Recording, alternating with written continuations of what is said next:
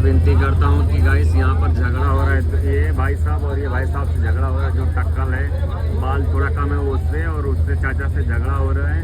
तो आप लोग से सरकार से ज़्यादा मांग करें कि कम से कम 2-3 ट्रेन निकालने का और कोशिश करें गाइस। और यहाँ पर हम लोग को भी दिक्कत हो रहा है, हागने मूतने का भी दिक्कत होता है गाइस। तो आप लोग ज़्यादा वीडियो शेयर करें और ये वीडियो सरकार तक जरूर पहुँचाएं कि 1-2-3 ट्रेन निकाल दे भैया, हम लोग को दिक्कत हो रहा है। तो हम अपना फेस दिखा रहे हैं, आप लोग को भी ज़्यादा से ज़्यादा शेयर करें वीडियो को। तो गाइस यही झगड़ा हो रहा है। कंडेरी है कंडेरी।